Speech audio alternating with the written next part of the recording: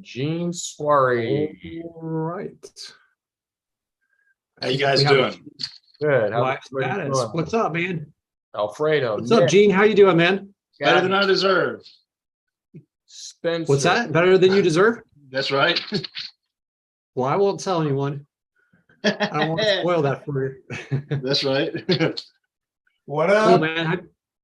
What's that? I said, what up, guys? Spencer, what's up, brother? How are you? Doing well, man. Doing well. You guys all good?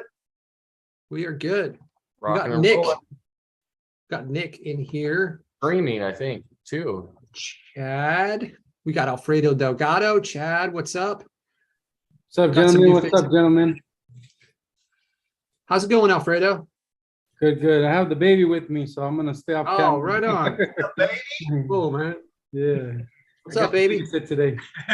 Michaela. Michaela.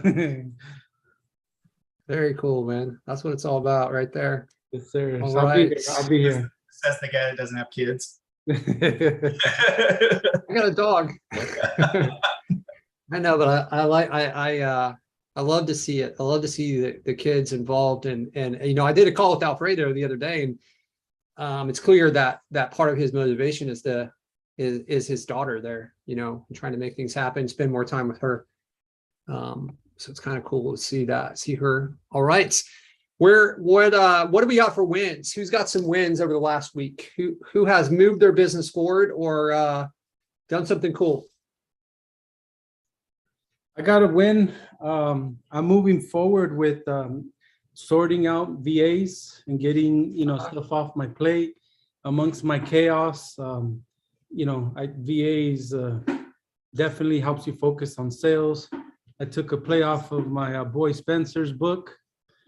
And so, yeah, that's where I'm at in my business. I got a small sale yesterday off of Upwork with the heat maps.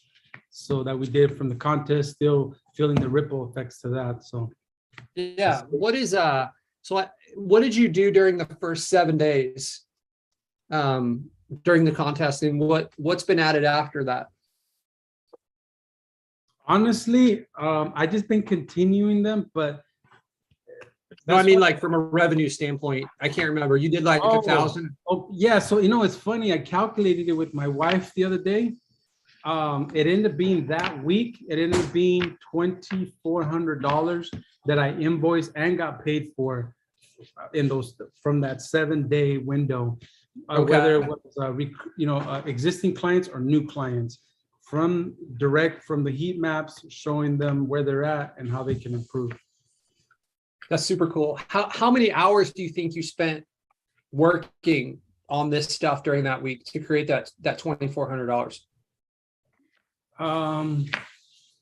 Directly on that, probably a good, I don't know, 2 to 4 hours sending those out. 2 to 4 hours. Yeah, a day at least. Yeah, That's a pretty good hourly rate. just doing that. Yeah, that's cool. And some of that stuff is recurring too, right? So it's like spent this 2 to 4 hours, and obviously there's going to be more work associated with it. So it's not fair to just say, hey, like this created that, right? You're going to have to build out assets or like do some of the SEO work for them. That's awesome though, to get that start there with just a few hours of work. Yeah, Cool, definitely focusing on that task, and the heat maps really. In fact, I was speaking to Rafael. I believe he closed one from that first week. He's still feeling also the effects of that. That's super cool. Yeah. It's I did a call earlier today and I was sharing some of the results on from that contest with people, and you know, it's hard to show how deadly that tactic can be and how much revenue that the heat map can generate until like you see it yourself or you hear other people telling the stories in their own words. But yeah, I'm surprised at all by these results. So congrats, Alfredo. That's great to see. Who else has some wins? I got one.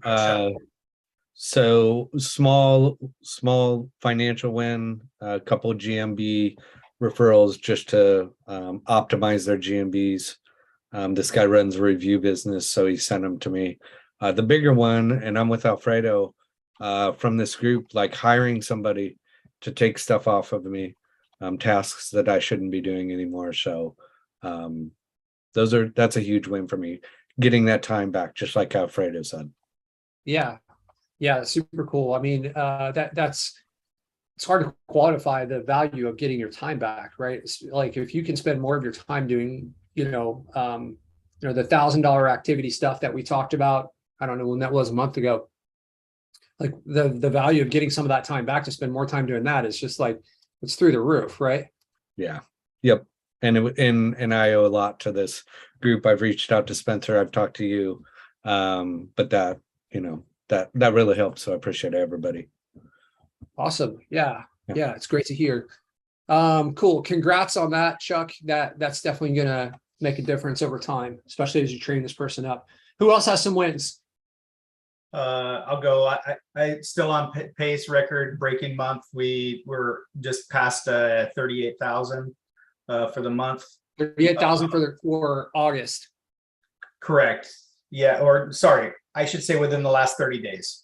Last 30 days. Okay. So I just pulled a snapshot for the last 30. So looking great there. We also got rid of one of our painting websites. It's a new site, rented it for $2,000 a month. So that guy's on a weekly $500 payment to me. So we're just, honestly, it's those holes in the ship. I know I reached out to Patric, and really what I'm starting to feel the pressure of is making sure that my SOPs as we grow are, number one, up to date, but also maybe wrote by somebody that's a professional that knows what the hell, how to write an SOP versus my ass over here just typing things out and putting together videos. So as you guys grow, like if you're looking to hit that 7-figure mark, like Patric's agency, and you want to really make sure that you have that foundation set. And so I'm really relying on people that have bigger agencies, because as you grow, you're gonna find that there's gonna be problems, and I'm finding problems. And in order to scale, I want to try to take care of these problems while we're smaller than when we're really having issues. Yeah. I mean, now's the time to do it. And honestly, things are going to continue to change. Like, we're still working on our SOPs. We're in the process now of rebuilding. So we built an internal website, and this is maybe, I struggle to mention this to you guys because I don't want you to go down like a rabbit hole with this, but I'm going to see if I can pull up the like a little prototype that we built out. I don't want to share all of our personal stuff on the call, but I'll show you how we laid out the SOP. You can follow the same thing and just set up videos with checklists and stuff inside of Google Drive. I think what we're going to do is we're going to end up offering like the SOP site to people, not with our like SOPs. I'm not sure if we can ever do that part of it, but the actual framework of the site and how we set things up, it's pretty cool.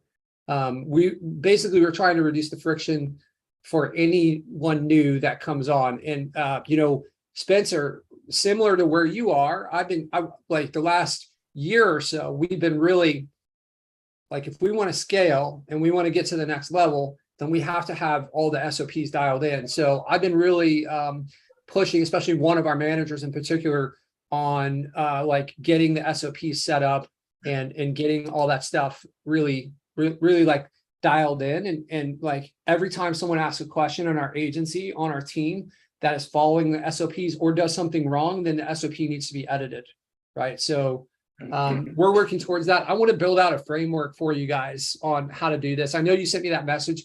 It's not a simple question to answer, right? And I would encourage you, like, continuously be reading like management books and stuff like that where you are now. I know where you are and where your income is. And I think the bottleneck is going to be and just based on our conversations, it was the bottleneck for me. And I think you're kind of similar with how you approach things. You're maybe like better at sales than operations, right? So reading some of these management books and continuing to like level up that management skill is going to be really, really valuable. We all are going to have like things that we're great at and things that we're worse at. And what's important is that you identify that and then you do something about it, right? Whether that means like hiring someone to to jump into that spot, or you know, learning the skill yourself, right?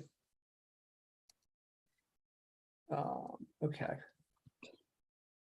All right, cool. Any other wins? Edwin, you got a win? Well, you be the judge. I don't know if it's a win. I'll be the So judge. it turns out that I think I shared that I closed a guy last week for 2 GMBs, one GMB in one city and another one. So I'm working with Alfredo. So it turns out that he had a GMB in one of the cities and he wasn't doing anything. So now we're partnering up and we're gonna rank and we're gonna split the profit. So the win is also because I was a little concerned about the search volume of the keyword, but it turns out that the guy also rent dumpsters. And the search volume for that is higher. So now I feel more comfortable that we can make a profit of that. So to me, I don't know, that's a win. The other one is that there's a lot of people in the same group reaching out to me, but now I'm hesitant to, because what you were teaching about going into a more profitable niche than junk removal, and most of the guys that are reaching out to me, they only have one truck. They're not like business owner with employees or things like that. It's just themselves. So Yeah, you know, Edwin, one strategy that you might entertain is like there's sites that in my agency that we're going to kind of like sit and forget about, and we're going to get someone to try to pay for it, and then I'm okay like with not raising the rent on them, because it's like maybe I chose the wrong niche, and so if you can maybe you get someone that's paying you like $500 a month for this junk removal site, and you can just like kind of sit it and forget it and just get paid for it forever. Like that's not a bad outcome, right? And then there's other ones that are like, hey, this is a really good niche. I've got a great client. I want to invest and I want to really build onto this one and continue to work on it. So it may be one of those that you can just kind of like get someone in there and put it on autopilot and then just collect the money from it. And I would set up the review system for it either way, just so that you can make sure that it's going to, you know, it can continue to advance rankings in an automated fashion, right? So that might be how I approach that one. Okay, thank you. Yeah.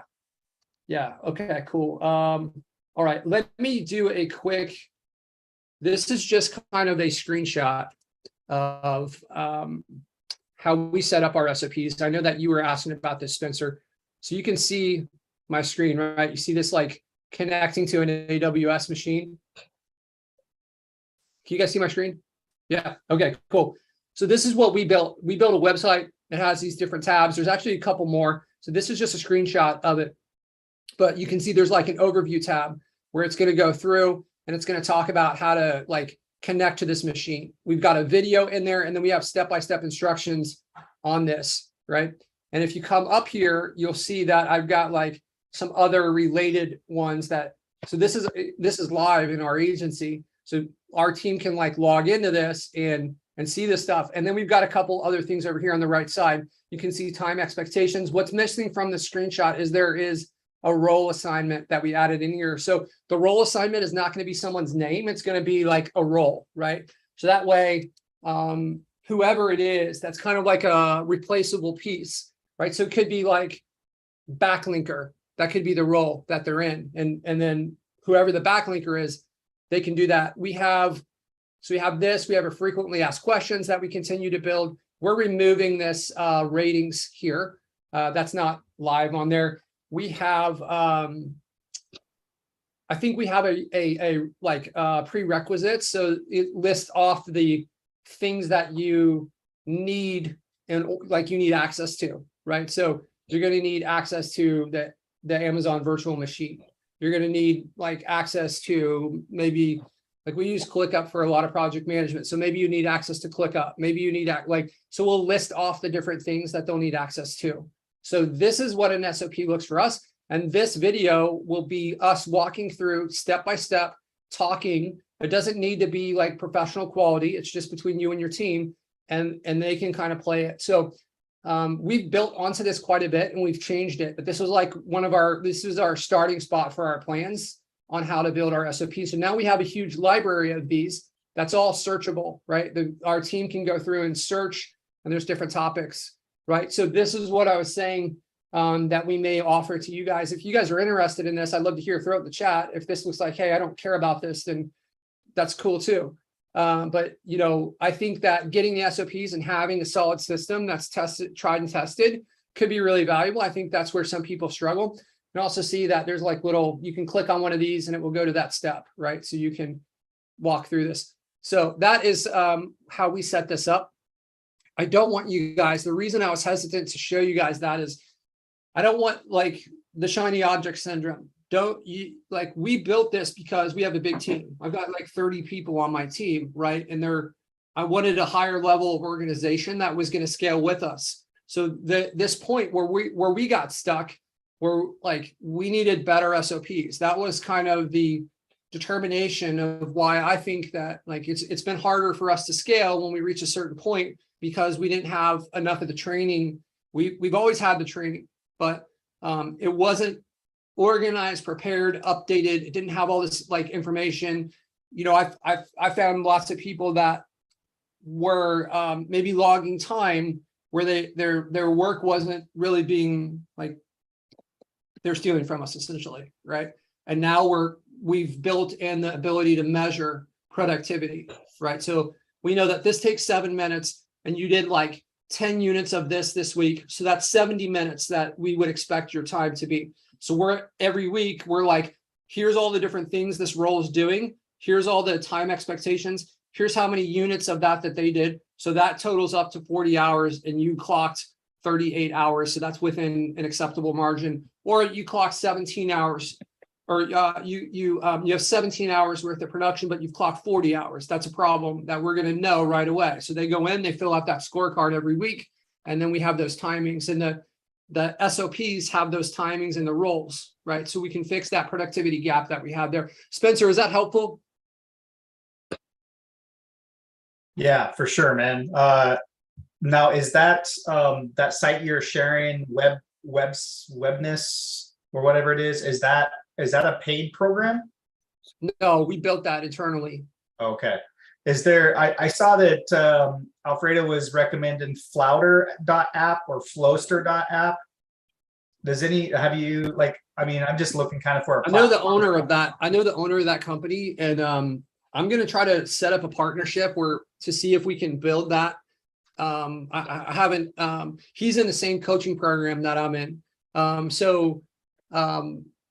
I'm going to get on a call with him and see if there's any way that we could potentially have a partnership where we could integrate that inside of LeadSnap and have that be like, you know, directly as a module inside there. But we're still working through that. Like I said, I haven't even really had a call with him. We've just gone back and forth in chat, right? He was when I went to that event in Canada last month, he was there. So spoke to him a little bit, but yeah. So I heard that's a really good program. But I would, you know, do what makes the most sense. If you want to sign up for it, or if you want to build something like this, then you've got a lot of options, right? Yeah. Okay, cool. All right. Okay, so any other final wins before we go on? I've got a lot of stuff to cover today.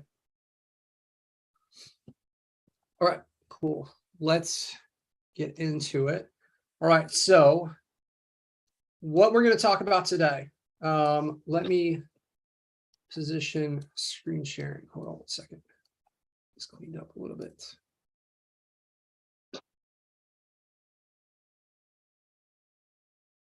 Okay. See if I can share my screen. Okay, cool. So you guys see the 10-day lead generation startup plan? You guys see that? Is that what we're sharing? Okay, cool. Here's what we've done is we've gone through and we're going to break this up into like a series of 3. So it's actually going to be 30 days, but this is going to be the first 10 days. Like what would you do if you were starting from scratch, and what would be the timings of the different things that you would do? So that's what this is about. So we've gone through, we prepared that, and we've taken into account like the timings of certain things. And so this is going to be the first 10 days. There was no way I could cover 30 days in this lesson. All right. So this is kind of how it's broke down. All right, so we've got this. So day one is like seasoning your Gmails for getting your Google Business Profile or Google My Business later.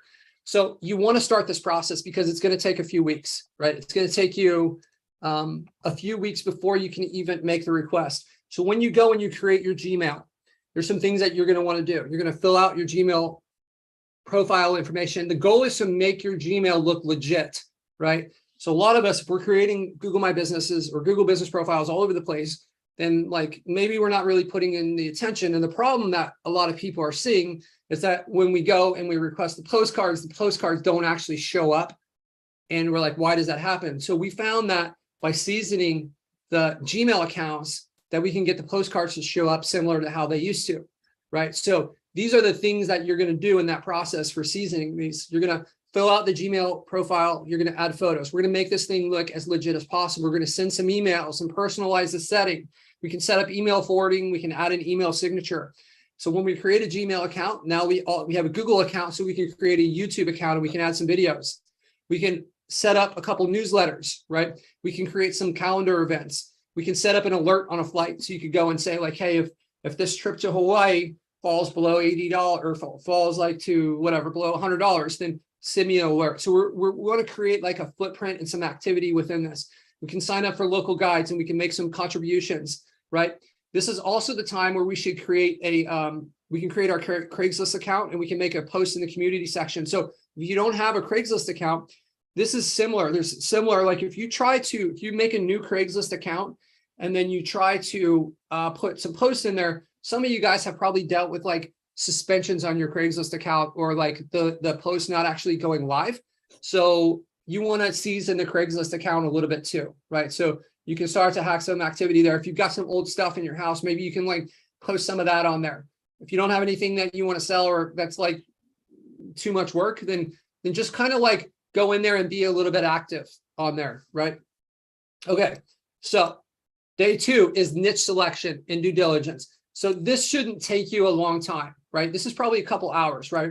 And now we're moving on to niche selection and due diligence. So this is going to take you a little bit longer to kind of get through this process, but we've got to make sure that things get moving, right? So niche selection, you can look at Angie's List, right? Or you can look at Thumbtack and you can get a list of all the different possible niches, right? What I really like is I like things to have an average ticket cost of at least $1,000. And I really like to keep it between the $1,000 and $4,000 range, because I think if you get outside of that, if you're below the $1,000, then you can create a lot of leads and you can not get paid a lot because the lead value may not be there. So if you're in towing and you're creating, maybe you have 250 leads coming in a month, that might only be worth like between $700 and $1,000, right? But if you have 250 leads coming in per month for like, maybe installing a new fence, that could be worth a ton of money. That's going to be worth way more than, $700 to $1,000. Okay, so determining if there's a business license is required in the market. I know that a lot of you guys probably try to avoid that. I actually like when a business license is required because it will keep the riffraff out of the business, right? So if my client owns a legit business, and I recommend that you guys work with people that own a legit business. So if my client owns that, they're also competing against like all these jokers who there was no license requirement. So this person can come in and offer some inferior service with some like crappy product, and they can undercut my business. And the homeowner is the one who's left trying to sort this out as to like who they should choose. And this person's cheaper. So when there's a license required, it's kind of good because it can keep those people out of the market, right? If we're going to be running like a rake and rent agency, it needs to be a phone-driven business, right? Because otherwise you can't have people showing up at the address. So you need to make sure that that's part of it. I always pay attention to whether like what's the barrier to entry for a business, because the barrier for entry in a business is higher. You're going to have more sophisticated business owners. They're going to probably have more of a system. They're more serious, higher investment, also lower competition by default, right? If something's harder to do, less people do it, right? All right, so avoid oversaturated niches. So some niches that like maybe people, I would probably throw HVAC on this list too. You can absolutely do well in HVAC, but I just think it's going to be more competitive than you can find niches that where the value of the leads is the same in less competitive spaces, and HVAC can have some weird, some other weird dynamics, right? So dentists, doctors, lawyers, those people, the brand, the site has a tendency to kind of be branded to that person, right? If it's an attorney, you're going to talk about that attorney, their pictures, all this stuff. So it may be good to avoid those so that it's you can kind of be a little bit more generic. I think roofers are really competitive. That's a competitive niche. They don't always have the best reputation. There's obviously great people and bad people in every niche. Garage door repair and locksmith are notorious for being more scrutinized by Google than other niches. So I would avoid those. All right, cool. So let's go on to your keyword research. So this is on day 2, right? So this is us, like some guidelines for the niche selection. We're going to want to do our keyword research too. So you want to make sure when you do this that like whatever you zone in on. I was working with my buddy who I've been kind of teaching this business model to, Paul, and he did some due diligence, and he found a city that he was searching for like hot water heater. Okay. And when we started going through it, I was like, well, that has no buyer intent, right? So just like putting that word in there and doing your research on that, like this is not really what we want. What you want is like, you want to do your keyword research and make sure that there's buyer intent associated with it. So like hot water heater installation, maybe that would be my main keyword. So you need your main project should have a minimum search volume of 20 to 30K per month. So that doesn't mean your city. That would just be like what shows up in those search tools, right? Ticket cost of your service will affect the search volume. We talked about this a little bit. Doesn't necessarily mean it's a bad niche, right? You want to make sure you research this thoroughly. If you don't want to go too far down a rabbit hole, but you don't want to be too general either. So it's kind of like a balance. And as you learn and get more comfortable with this, I think that maybe that you'll kind of get a better feel for that. It's hard for me to just like teach you, but I'm going to make you aware of that kind of balance there and think about that. If you guys see ads running in your service, like if you do, let me bring over this site here. So there is this cool site, Bright Local. Don't get their heat map tool because ours is way better, but they do have a cool free tool. Hold on one second. Let me drag this over here. Okay. So this tool right here, you can look at this domain, brightlocal.com, and then local-search-results checker. So I can essentially, if I wanted to, let's say I do hot water heater installation, and I'll put this for, let's go Dallas, Texas, right? So what this is going to do is it's going to show me the search results as if I had searched from that location. This is different than when you type it in and like, so now it's like pulling it as if I had searched from this exact location, which can be great. And I've kind of lost my, hold on one second. Patrick, is this any different than changing your GPS location with like a? I think so. Yeah, I think it is. I think that it's better. It's hard to know exactly how Google is calculating this stuff, but I really trust this. And there's other tools out there that do the same thing. But it gives you a clean search results. We don't really know where, like I chose Dallas, Texas. And this is the problem with this. Like I'm searching Dallas, Texas. It chose one random location in Dallas to pull these results. Like it's probably close to the center of town. But if you look at a heat map and you can see how much things change across the city, then like you can see that the fact that this guy's ranking here doesn't mean anything. Like he could be ranking only in that spot. But I kind of like have gone in like I've used this for a long time, and it's great to trust it. So you can see that I've got Google Ads. Google Ads is running here, right? That was my point, is when I go and I use this tool and I'm in this local area and people are running ads, like that's Angie's list. They're probably running ads all over the country. But if there's local companies, there's Home Advisor. If there's companies that are running ads, then that's a good sign. That means people are willing to pay for this, for that term and that location. That's what I want, because I'm going to end up trying to sell them leads that are a lot better quality than these. But that's a good little like litmus test to be able to make sure that what I want to build has value, right? Okay, so that's that one. Your main project keyword should be a term that has intent. We've talked about that. Don't search for tile or hot water heater. Put intent in it, like that they're going to actually use this service, right? Explore the sub niches that you can rank for. So for instance, like if we were to stick with plumbing, like maybe I was going for plumbing and then a sub niche would be hot water heater installation. So that's a really good thing to do. I wouldn't want to go into plumbing, like personally, that's going to be super competitive. You can put plumbing with that list of the stuff that I showed you there with roofer. Like that's going to, I mean, there's just plumbing companies everywhere in every city.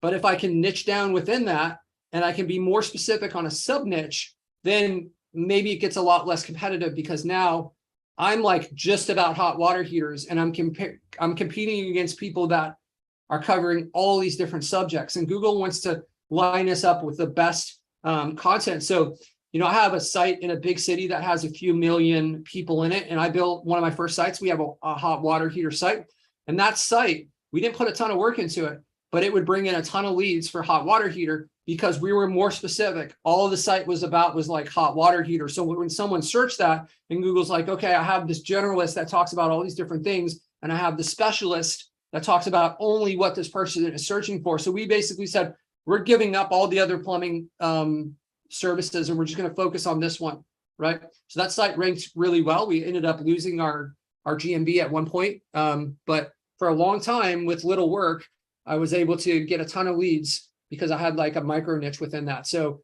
or a sub niche, right? So that's a really great strategy. All right. So on day two, right? Day two, we've got our niche, we've got our keyword research. So we're really zoning in on this. And how many of these should you do? Well, you should do it until you find a good one. I don't know how many it's going to take you.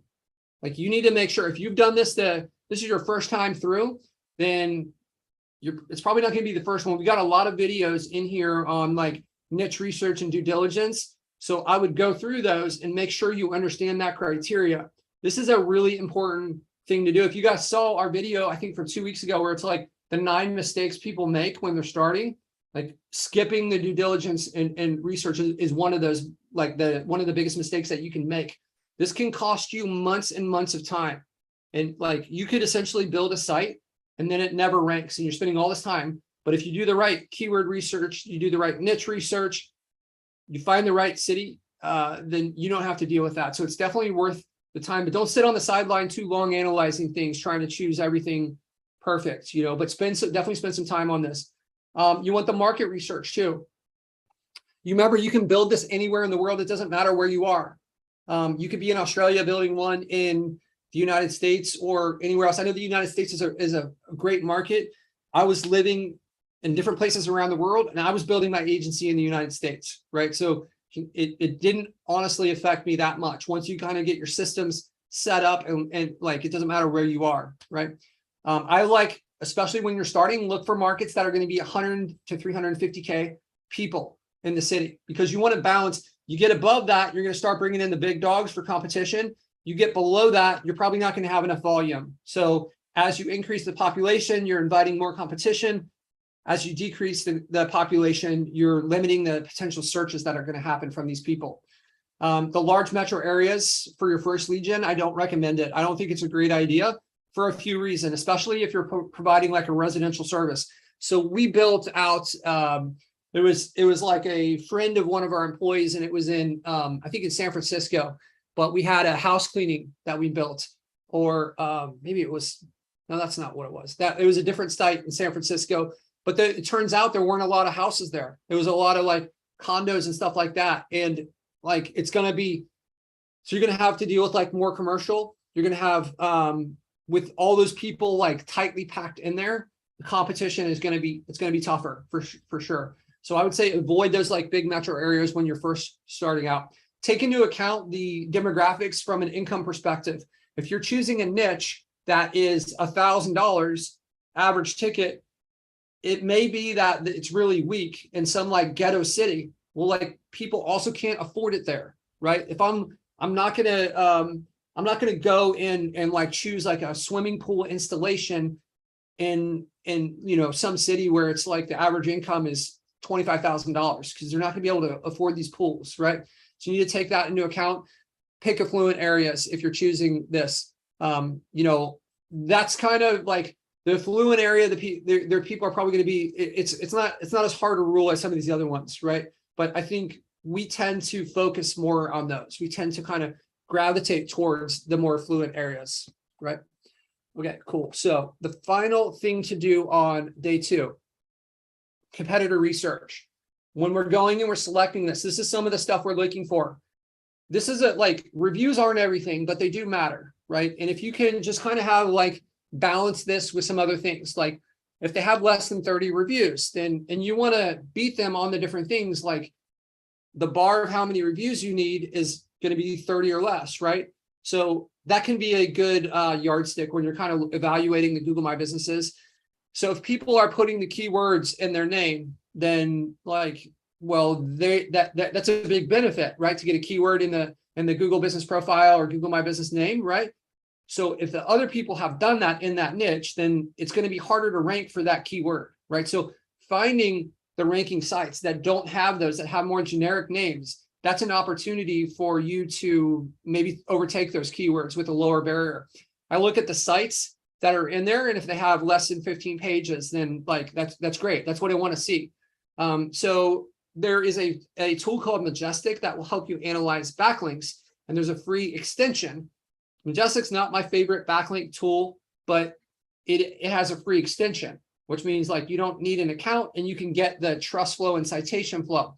So we've covered this in other videos. If you need more information, check that out. But basically we're looking at the strength of the links that are pointing to this site, and we're using that to gauge. So if I find, let's imagine that I go and I find a site, and I run all of these through the heat map. That is just like, you don't know who to evaluate if you don't have the heat map, right? I want to find the person who's ranking the best. The heat map tells me that.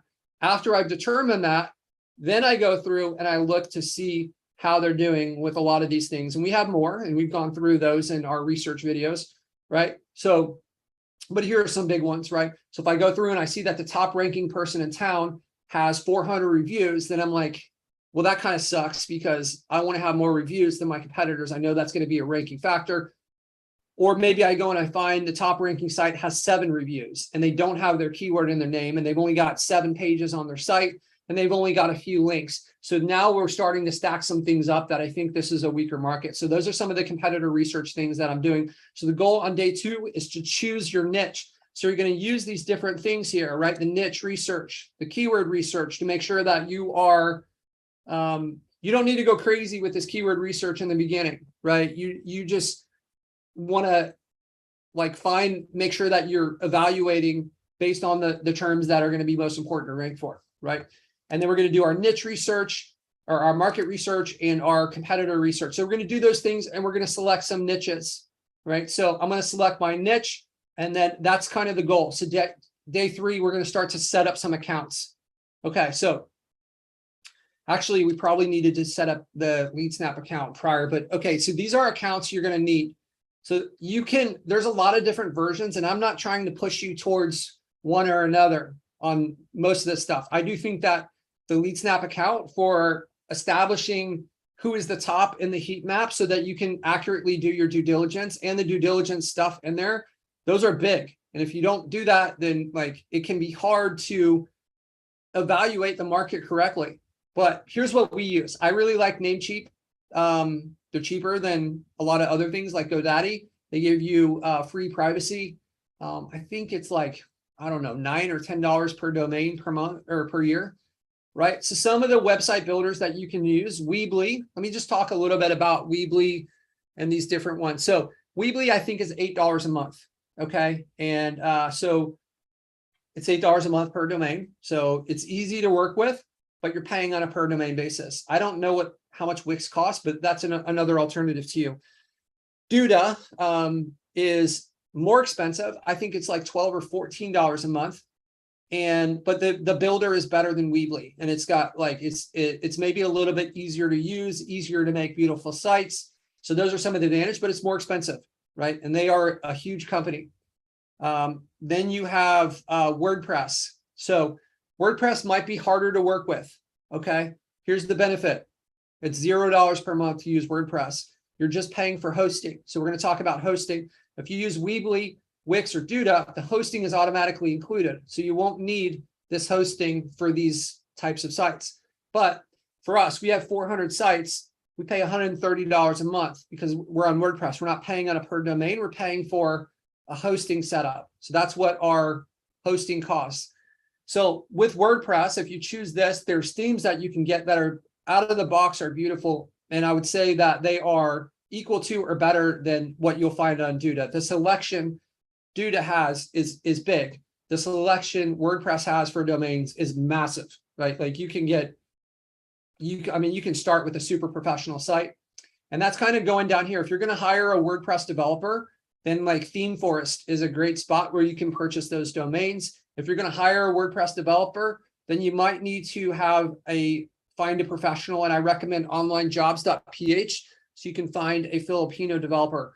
So the reason I think it's important to not learn WordPress is because you can find somebody that is an expert on online jobs for WordPress for like less than probably $7 an hour, and they'll be like, hey, I've got 12 years of experience with WordPress, and they're going to make, you know, what, $4, $5, $6, $7 an hour.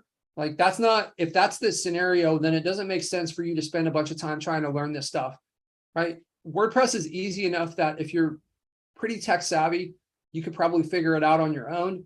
But I think it's one of the things you're going to want to outsource or early on if you try to go down this pathway, right? So this is what your costs will look like with WordPress. You're probably going to pay this person, let's say like $5 an hour. It's going to cost you $69 for the first month to post a job. You should get plenty of applicants. You can select that applicant, get them in there. You can buy a theme on ThemeForest for about $60. That's going to look super professional. And this person should be able to get the theme set up in about 2 hours or less, maybe 1 hour, and have like all the pages built out. So ThemeForest, a theme will come with maybe 20 different types of pages. So if you choose a theme that's like a plumbing theme, then it will have like a bunch of service, about page, contact page, will have all that stuff already built out.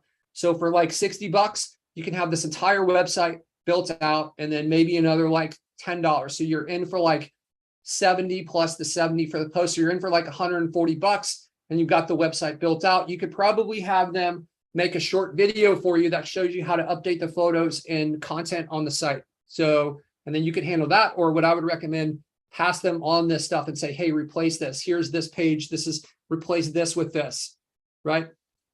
Okay. So that's your kind of selection on, you're going to want to start to get this stuff set up because we're about to move on to building the site, right? For web hosting, there's a lot of different options. I've tried a bunch. I really like these guys. Web Host Python, it's fast. The support is phenomenal. We have had a couple issues in the last like 2 months where our server went down for a little bit. I was really frustrated with that. They responded quickly and fixed it, but I've been with them for a few years. And, you know, overall, I think it's been a great experience. Okay, so you're going to want to set up Google Analytics and Google Search Console. So there's plenty of guides that can teach you how to do that online, but you want to get this stuff set up on your site. So Analytics is a free service from Google that can track your data and gives you all sorts of like information that you can use as a part of your SEO plan. Google Search Console will work like more work with like local Google My Business type stuff. Both of those things, you're going to want to kind of have those things set up. If you're going with that route, you know, you can get your domain and hire the developer.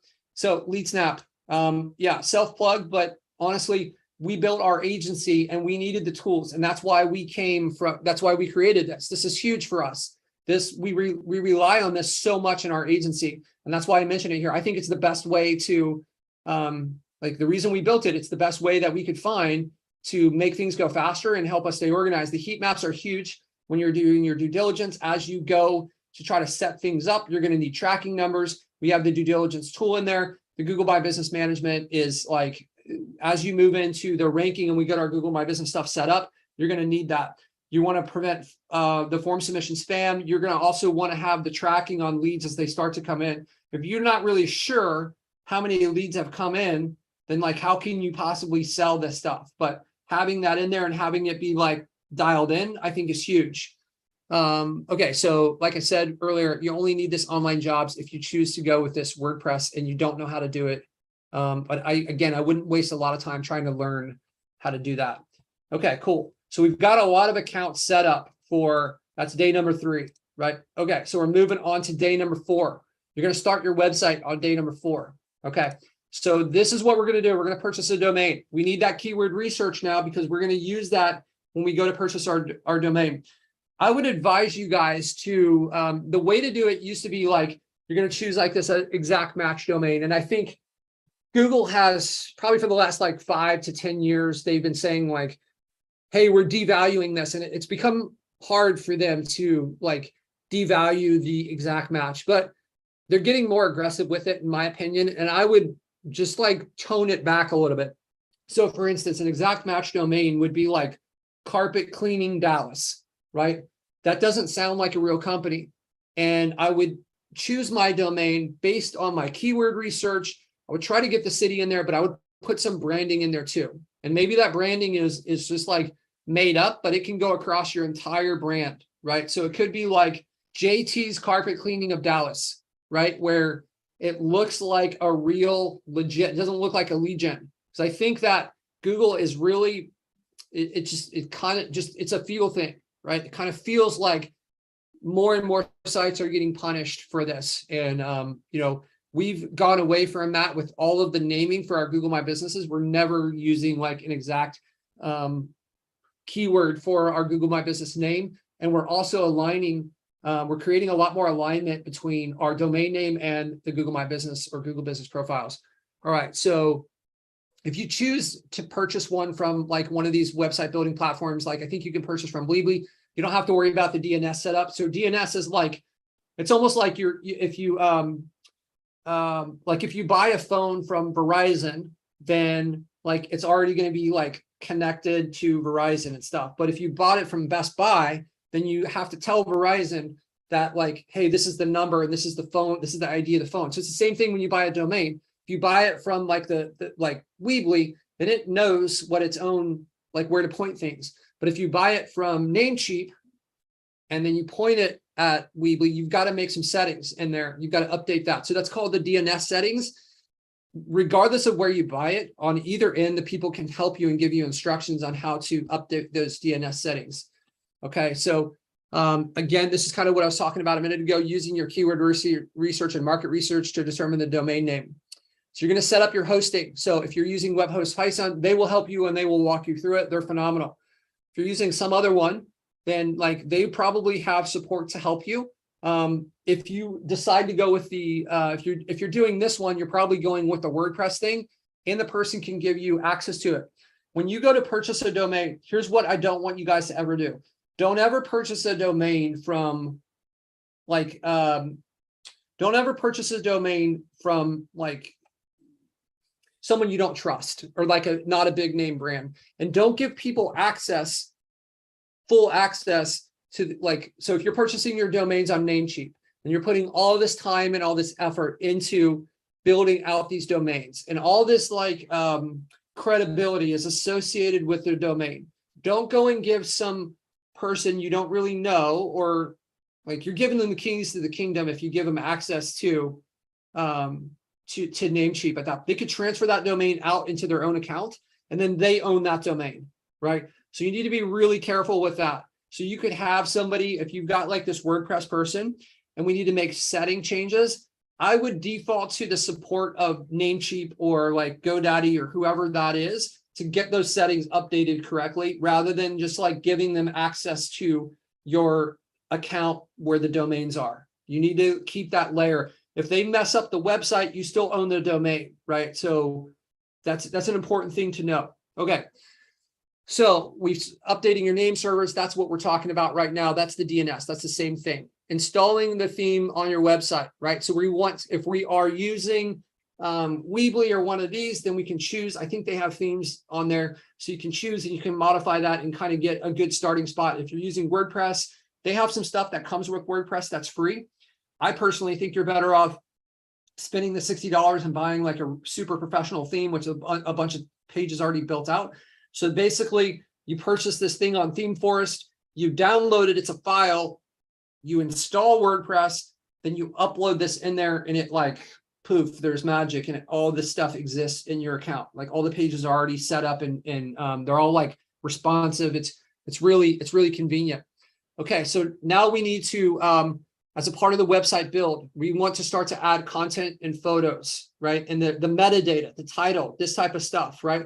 And then we're going to connect Google Search Console and Google Analytics to your domain. If you're in WordPress, there's plugins that you can just like plug in codes and it will automatically work, right? Okay.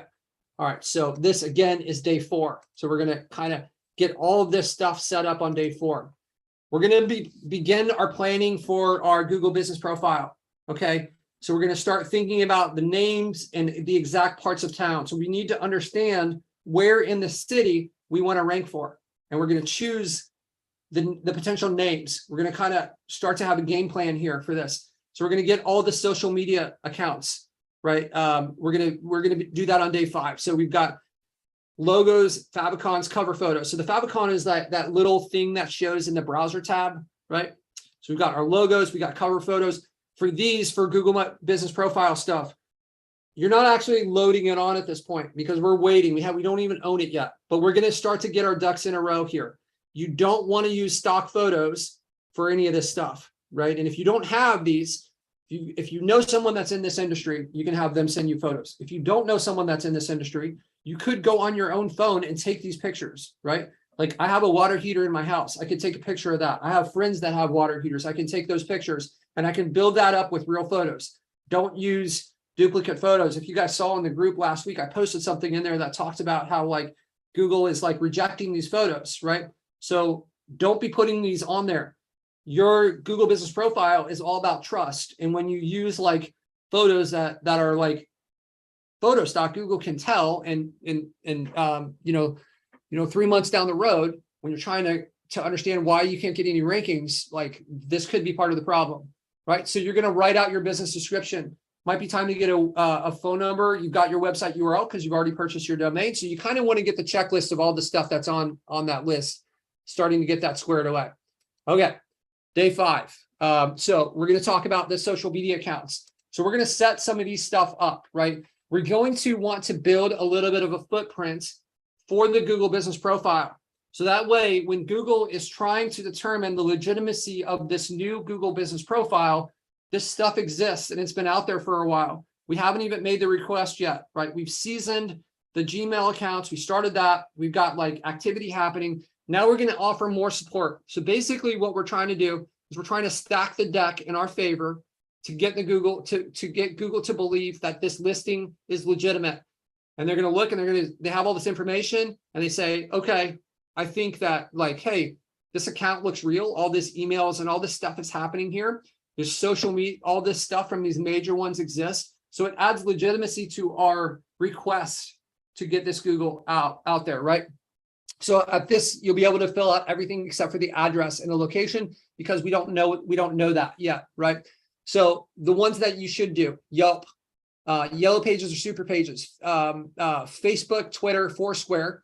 So these are all free things. I would get these as well. Chamber of Commerce, you might have to pay for that one. Okay. So these other ones though, like these are huge citations essentially that are going to be really useful, right? Okay, cool. So that is day number 5. We're setting all that stuff up. And now we're on to day number 6 and day number 7. So at the beginning, when we're building out our site, if we go back to this one, I want you guys to just build out your first 2 pages here, right? So we're going to do the home page and the contact page. And now, as we go on to this one, we're going to start to build out some additional pages. So you've got your domain live. The point is to get it live as quickly as possible. You can kind of think like, once this gets live and indexed, a clock has started. You want to start that clock as quickly as possible, right? And it can start with just those 2 pages. But now we're on to day 6 and day 7, and we're going to be building out these pages, right? Okay, so I would recommend on this that you guys check out the content video that we have in the group where we talk about like how to come up with what to talk about, And that's going to determine the service pages. I cover that kind of in depth, right? So when creating your service pages, they should all have the same format. You're going to want like a consistent format of how the information is presented. The keyword should be used strategically. So when you're choosing your keywords, so let's think about this. I'll do my best to come up with examples for the hot water heater one. So I've got my hot water heater site, and I know that there's like electric hot water heaters, there's gas, there's tankless, right? So those could be like 3 of my pages that are going to be service pages. So if I was going into that niche, I would want, see how it says ×8. So that we want like 8 service pages. So that's going to bring, after day 6, we're going to maybe create 4, and day 7 we create 4. So that's 8 pages there. And then the previous on, I think it was day 5, we have the homepage and the contact page. So now we have 10 pages after day 7, right? We've got 10 pages on our site, right? So we're going to link between these and our homepage and vice versa. So on our homepage, when we build that out, you want to cover the services that you're going to talk about a little bit. You can have like a little blurb about all the services that you offer, and those blurbs can link to the individual service pages, and these service pages should be linking back, right? So you're going to make sure that you fill out all the meta information and get the schema data set up for these. So there's plugins in WordPress that can do schema. I think it's built into these other platforms. We've covered that. There's a ton of information on it. Don't go down a rabbit hole for too long. Just get the basics set up for that. Or if you don't know what that is, Google it, check it out. I've got to make sure I kind of keep moving through this stuff. All right, the photos. You can geotag them, rename them based on your location and also based on your keywords. So that the service page is kind of targeting. So if it was like the tankless water heater page, then my photos are going to be tankless water heater on that page, and they're going to be named accordingly. And I'm going to look at the areas that I want to target. I'm going to maybe like choose some with like the broader city. Other ones maybe will include like sub-cities or neighborhoods within that. So I'm kind of trying to like cover this area really well. And I'm going to use some of the photos to tell Google, hey, this is what this is about. So you should have a form on each page. You want the opportunity to collect a lead on every page, right? Calls to action. So calls to action shouldn't look like name, email, phone, submit, right? Maybe it's like get a tankless water heater quote today. Here's the information. And then like you want some kind of like appealing button. Don't just use submit. I would put yourself in the shoes of the person that is reading this. Maybe the button says like, I want a tankless water heater. Maybe that's a little long, but you kind of get the point, right? So only target your main service that you want to rank for. So when you're on the tankless water heater page, like don't start talking about like all these other options and stuff. That page is dedicated for that. Your goal is to rank that page for that term, right? So they call it cannibalizing. You don't want to like cannibalize your traffic for other words, right? And then you're competing against yourself. Okay. All right, cool. So that's day 7 that is day 6 and 7 for those. So we've got 4 pages on day 6, 4 more pages on day 7. We're on day 7. We're moving on to day 8, and we've got a 10-page site already set up, right? Okay, so day 8 is on and off page optimization. So we're going to start to do a little bit more work here, right? So we're going to follow all the basic SEO principles, ensure we've got the meta information, the schema data. We want to make sure there's only one H1 on each page. All the images have been geotagged and renamed. Check your pages are linked together correctly. Make sure all the pages are set to index. There's always an option to have an index or no index. If your page is set to no index, then Google is not going to put it in its list of available pages. And it's almost like you're not really getting credit for it. So you want to make sure that that's set up. You can submit your pages to Google to be crawled. You can do this through web search console. There's several different spots. There's services that do this, but you want to make sure that you have this stuff kind of set up. All right. So also we're going to order a press release. So I can give you guys some information on how to do that. Legit is a good service that can provide that. You can also order backlinks on Legit. So that's what we do in our agency, right?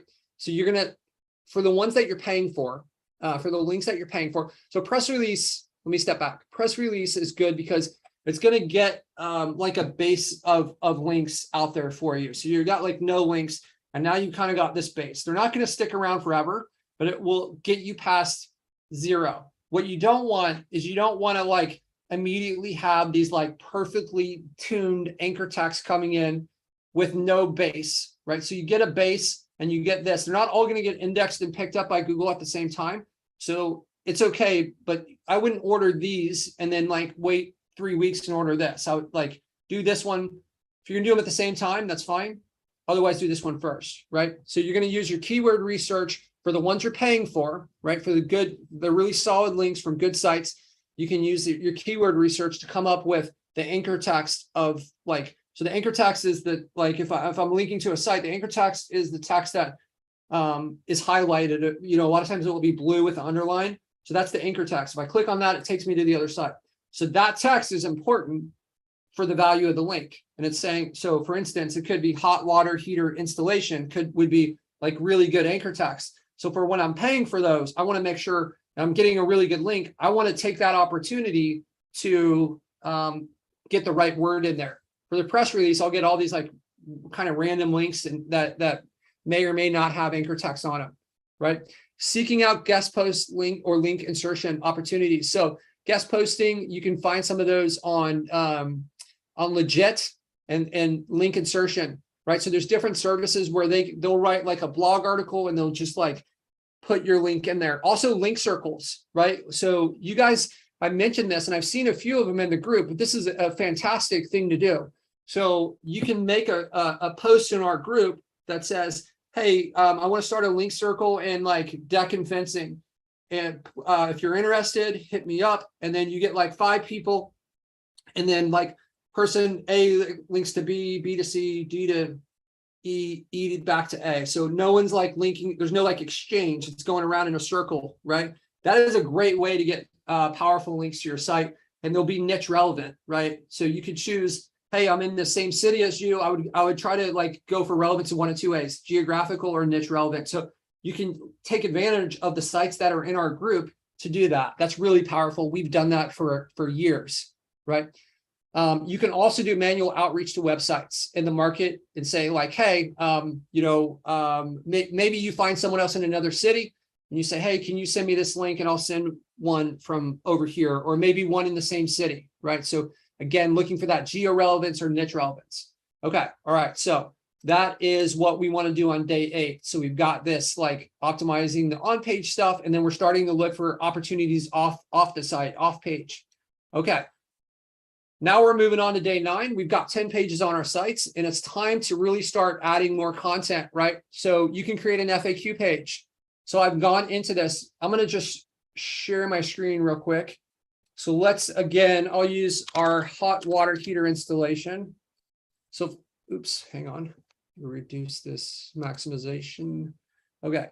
So let me bring over hot water installation. So I've done this search. And if I go through here, look at these questions that are on here. These are questions that would make great FAQs. Google is basically saying on this topic, these are what people ask for the most. And it's going to be different for every search term I do, right? If I do replacement. So I can mix a bunch of these together and I can find these questions. How much is a new hot water heater for a house? Can I replace it myself? That's similar to that other one. How much does this cost? So gather a collection of these questions and you can build out an FAQ page. Google's saying like, hey, this is what people ask the most.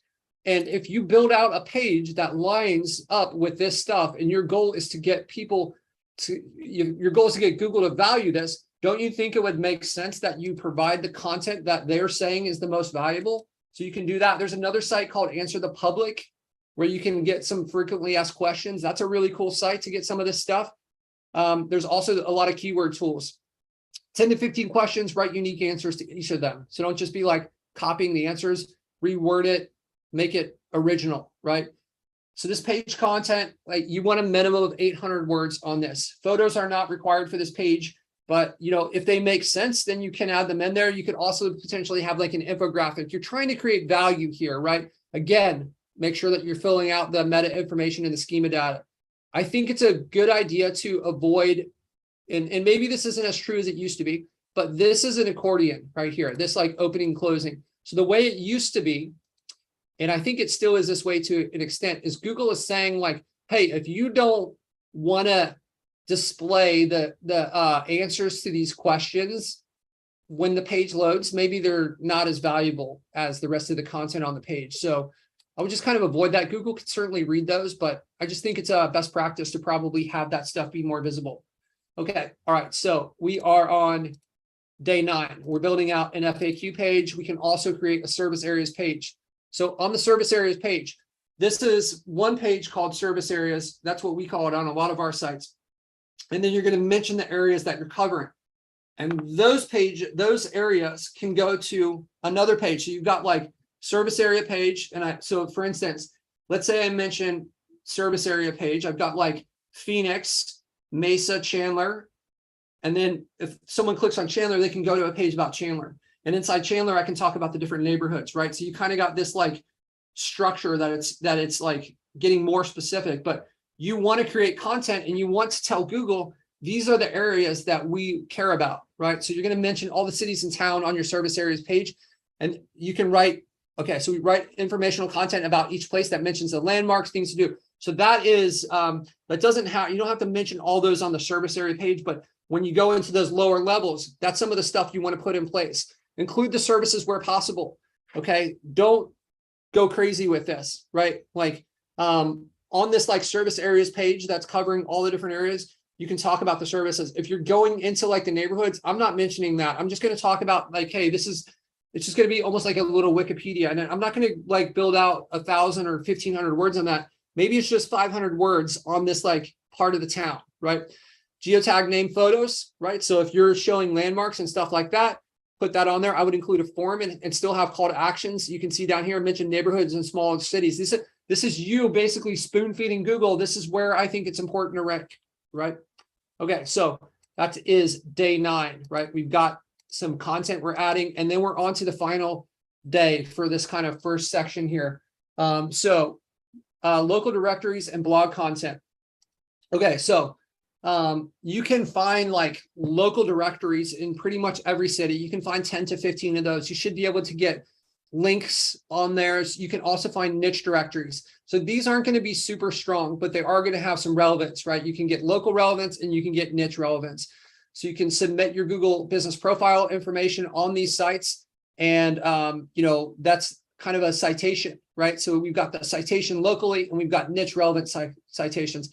You can have your virtual assistant handle these. Alternatively, you can hire an online person to do this. We're getting ready to have our citation service in our system. So the first one, there's going to be a couple different levels to it, but I think hopefully there's going to be a second level to it. I think we're going to release the first level in the next 2 weeks or so.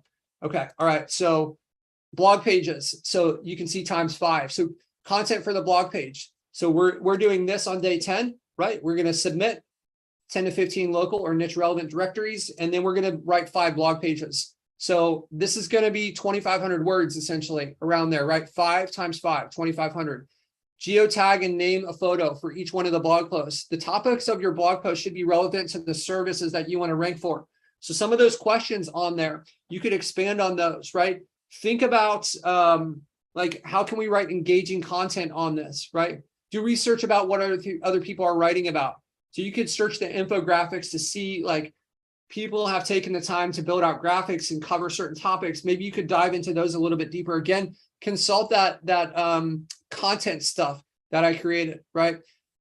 Take their article ideas and write unique content and put it on your site. So that's the first 10 days. I think if you do this stuff in your first 10 days, you're going to be really well positioned. So the plan is we're going to go and we're going to take you through the next parts on the next video or a later video. But this will give you a really good framework on what you can do to kind of maximize your positioning for a new niche when you're getting started. All right, cool. So that is my presentation. Let's take a look at some questions here. I know that we're already at 70 minutes. But one question, Patrick, is can you explain the keyword cannibalization again? Yeah. Okay. So let's say I've got my my hot water heater site that I'm building, right? And I've got a page on gas water heaters, and then I've got a page on like tankless water heaters, right? And on my tankless water heater page, I start talking about gas water heaters. And then like now my tankless page is competing against my gas page, right? So it's like pick a topic and kind of stick with it and focus on it and have that page, the purpose of that page be to build ranking related to tankless water heaters. Don't have it compete against yourself where it's like Google's trying to like, what if you get a really strong link to your tankless page and now like you're outranking it for gas and then someone comes there and they're like, that's not what I'm looking for, so I leave, right? So you want to stay in your lane on these pages. You pick your service, you pick kind of your target keyword. The content is about that. You can have another page where the content is about gas. You can mention it, but just don't build out a lot of content where it's going to be confusing what the main target is. So I'm not sure who asked that, but it looks like Edwin. Edwin, is that clear on what that? Yeah, yes. So you mentioned, I think you showed in another presentation that you choose some like a little blurb, and you link to a whole page about like if it's another service, let's say it's Yeah, the homepage. yeah. The homepage can have a blurb about tankless water heaters, and then it goes, and then I've got like this. I'm covering the tankless water heater stuff in depth now, right? Yeah. Like this is, yeah. Yeah, but in the front page, how many of those blurbs can you have? Like I would have one for each service that you really want to target. And so when you go and you're doing your keyword research, right, and you're saying like, okay, so don't go into plumbing, but this is one that will have more topics, right? So on my homepage of a plumbing site, maybe I'm going to talk about hot water heater installation. I'm going to talk about like drain sewer lines. I'm going to talk about like, I don't know, water filtration systems. So I'm going to have these like little, maybe you have a picture with like 100 words of or 50 words of text about that service with a button that says like, you know, more on water heaters. And then I've got another blurb that's about like water filtration systems. And that's going to link to my water filtration page. So I'm going to cover all these different topics. So when someone comes here and they're like, what does this company do? What do they provide? They have all the different ways that they can go, right? And I'm telling Google on the most important page of my site, all the different topics that we cover, right? So it's a really good structure. So your homepage is kind of like a hub or a jumping off spot to all these other topics. So you just want a little bit of information on all these. And if you choose a niche that maybe there's like 6 or 7 different services, don't make that a requirement for your niche selection. But if you do, then like that could be 600 or 700 words right there just by covering the services that are going to be covered on the site, right? You're not going to compete about each one. And those keywords are not going to compete against each other in the front page. I think if it's just a little blurb, you're going to be fine. I just wouldn't write like 1,000 words on my, or like, I don't want to write 400 words of content about gas water heaters on my tankless water heater page and then have Google be like, oh, this is ranking for this. And then I'm like competing against myself, right? Okay. Cool. Nick is asking about the keyword anchor text versus the URL, naked URL. Like what percentage on each one would you recommend, Patric? I don't know that. I know that at one point we had like a percentage that we're kind of following. I would say that maybe like the naked URL, I mean, that should be the biggest. That's like most people are just going to do that. They're not going to, you know, like that's the most organic looking link that exists. So that should certainly be the biggest percentage. I would say you probably want to keep your anchor text stuff to maybe less than like 20% of that distribution, right? So you can have the website name would be another really popular one. So if my website is like dallasplumbing.com, right? Then I could have the like http dallasplumbing.com, but I could also have like, you know, just dallasplumbing.com type in or www and mixing in these like different combinations. Your goal is to make this look natural and organic. And if everything is like a perfect keyword, then it looks manufactured, right? And you don't want that. You want it to look like these are real links that are created because the website provides value. Right on. Okay. Sarah had a question. Where is she? Do you have any specific recommendations for a business review website, business spotlight website to highlight local businesses? Do you have any specific recommendations for a business review website? Review site. Jeff, do you know what that, I'm sorry, Sarah, can you clarify that a little? I'm a little confused I on, think she means like something. Like that- the Eugene review site. Yeah, so like you're looking for one to like that you would build out yourself or No, that you would, okay, so you know, like, the Eugene review, kind of way of going about things. So like, one of the things I'm doing is, interviewing local businesses and then talking about marketing on the back end. So I'm writing articles after I do the interview, and putting them on the site. So the site is going to have multiple categories, and so I don't know if I would make like a page per category, like, so you're asking for like how to structure this. well, I just don't know if you do it. or if what somebody you- else is already doing it. Is that what you're asking, Sarah? If somebody else is already doing this, then you could just submit your business to it? No. So I'm building out this site as one of the things I'm doing. And so I'm Uh-huh. interviewing lots of local business owners and putting articles that feature them on this business review website. So it's like the, from the other group, the Eugene review strategy. So I'll have multiple types of businesses on this particular website.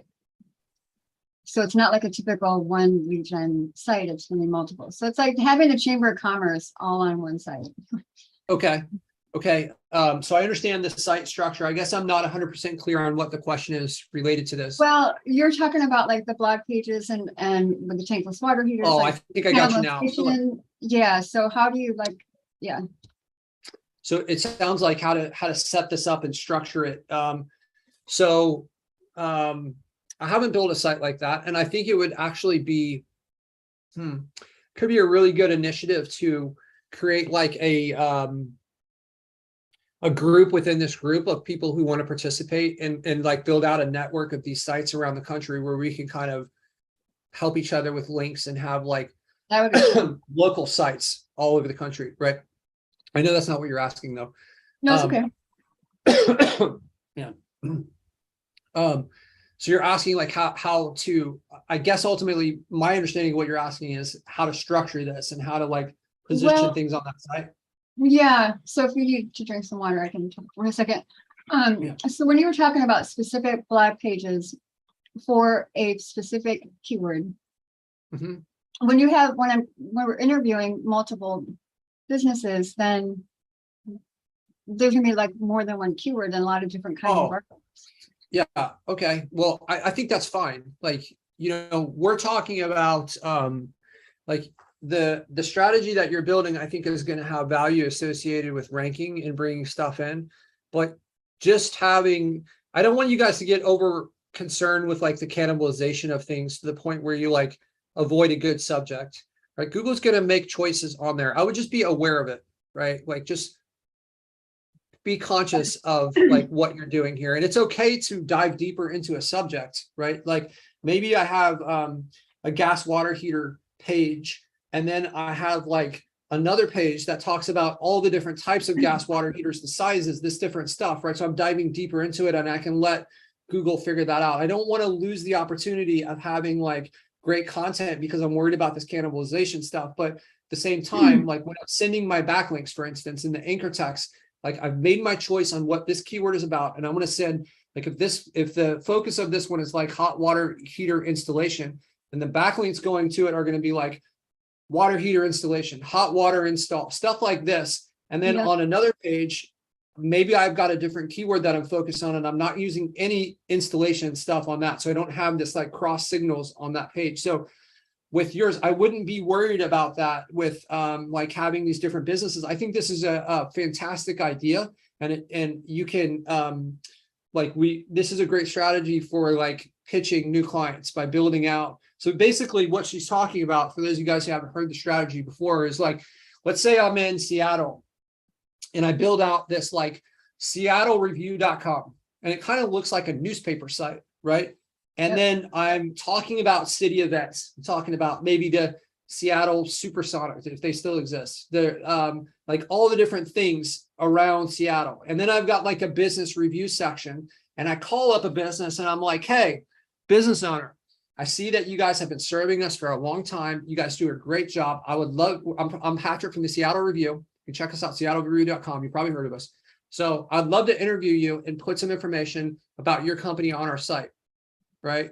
So they're going to say, yes, I would love to be featured on your site. Now you've created a business relationship with the business owner. You're through the gatekeeper on this city, right? And you could build one site in a city, and you could basically interview all these different business owners.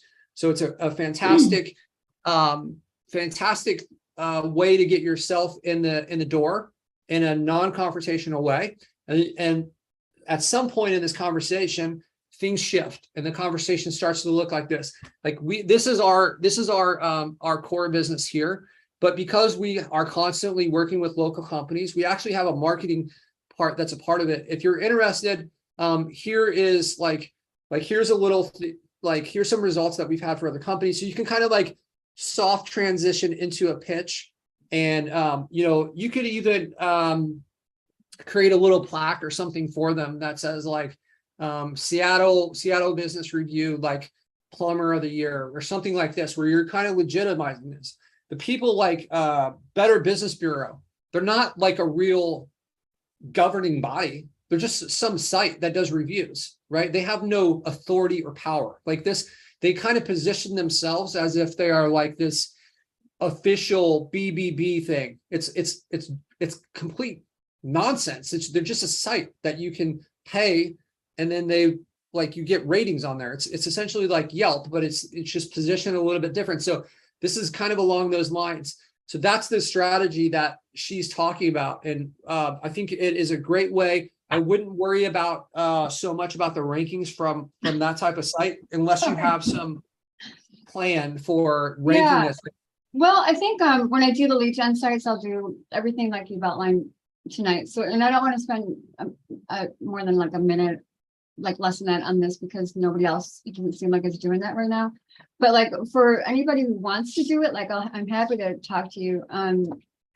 Or Patric first, because what I'm going to do is more of hey, local business owner, I see you've got some great reviews.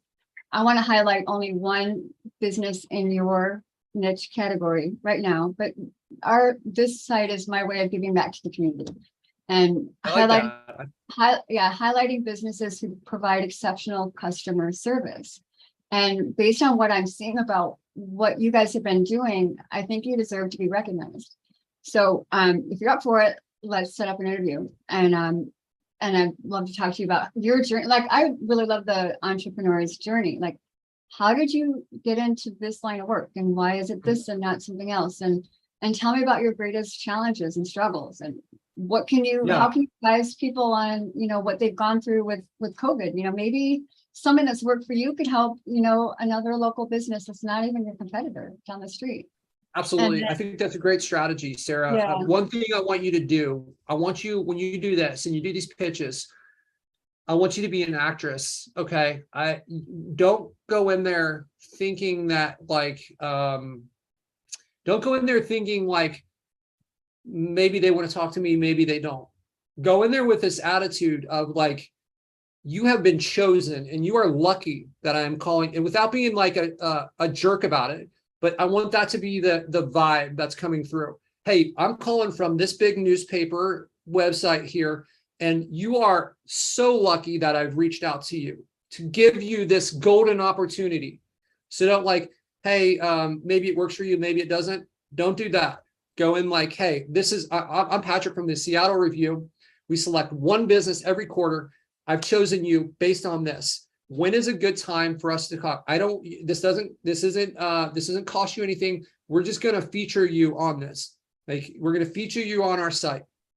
When can we set up a good time to highlight your company? If this is local to you, you can be like, I'd like to come out and take a couple photos so that we can put those out there. So when we want to give something back, we feature one, like the tone and attitude that you come into these conversations with is directly going to impact the reaction, right?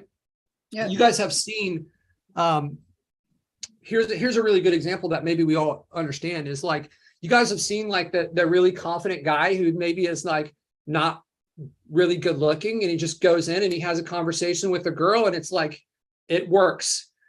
Why? Because of the confidence and the positioning and the framing that exists all over life, especially when you're kind of going into this. If you go in there all like unsure and doubtful about whether what you have, like, that's going to reflect in the value that they perceive in this. Does that make sense, Sarah? Yeah, totally. And I don't remember what I was saying about maybe this works, maybe it doesn't, but yeah, that's what you said right there. Maybe this works. yeah, maybe I don't remember what it was in the context. I'm so tired. Okay. So yeah, like highlighting those that do great work. Like, right, I moved into a new house, and think of all the services that you hire when you just did it. You just moved, like all the services you hire. So I'm interviewing like 4 or 5 companies per service, and then I'm picking one of them to talk to you about this. And I only want to pick companies who have done some marketing already. They've been in business a few years.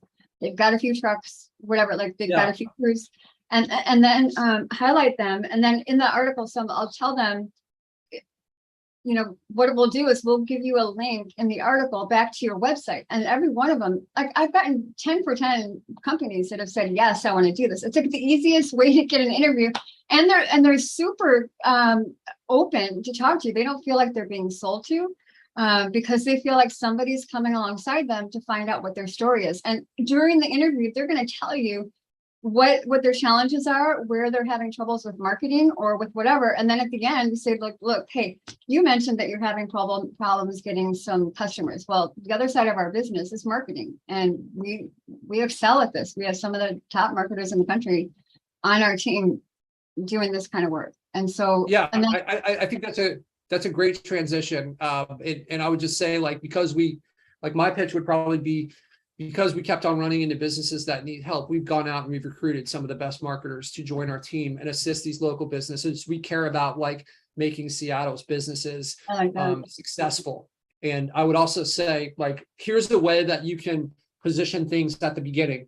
After this, I'm going to jump off here because it's been about 90 minutes and I've been talking the whole time. So here's how I position at the beginning. We've selected 7 companies that we're going to be interviewing in the Seattle area. We're going to choose one that we're going to write about and put this article out there.